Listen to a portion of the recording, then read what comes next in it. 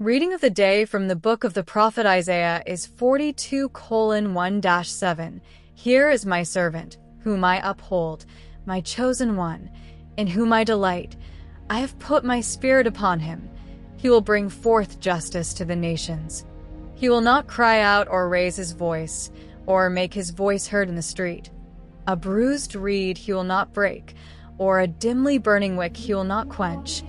He will bring forth justice and truth. He will not grow weary or discouraged until he has established justice in the earth, and the coastlands wait for his law. Thus says the Lord God, who created the heavens and stretched them out, who spread out the earth and what comes from it, who gives breath to its people and spirit to those who walk on it. I, the Lord, have called you in righteousness. I will hold you by the hand. I have formed you and set you as a covenant of the people, a light to the nations, to open the eyes that are blind, and to bring out the prisoners from prison, and those who sit in darkness from the dungeon. Gospel of the day from the Gospel according to John 12 verses 1-11. 6 days before the Passover, Jesus came to Bethany, where Lazarus was, whom Jesus had raised from the dead. And they gave him a dinner there.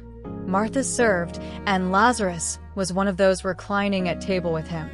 Mary therefore took a pound of very costly perfume made of pure nard, and anointed Jesus' feet, and wiped them with her hair, and the house was filled with the fragrance of the perfume. Then Judas Iscariot, one of his disciples, who was about to betray him, said, "Why was this perfume not sold for 300 denarii and given to the poor?" He said this not because he cared about the poor, but because he was a thief and, since he had the money box, he used to take what was put into it. Jesus then said, "Leave her alone, so that she may keep it for the day of my burial. For you always have the poor with you, but you do not always have me."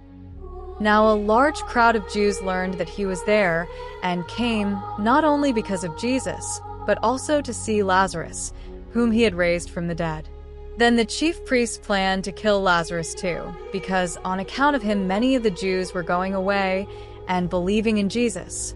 Words of the Holy Father today, I would like to focus on a word of Jesus. 6 days before Easter, we are right at the door of the Passion. Mary makes this gesture of contemplation. Martha served, and Mary opens the door to contemplation. And Judas thinks about money and thinks about the poor, but not because he cared about the poor, but because he was a thief, and since he had the money, he took what was put into it. John 12 verse 6. This story of the unfaithful administrator is always current. There are always some, even at a high level. Let us think of some charitable or humanitarian organizations that have many employees, many that have a structure very rich in people, and in the end 40% goes to the poor because 60% is to pay the salaries of many people. It is a way of taking the money of the poor. But the answer is Jesus. And here I want to stop. For you always have the poor with you. John 12 verse 8. This is a truth. For you always have the poor with you. The poor exist.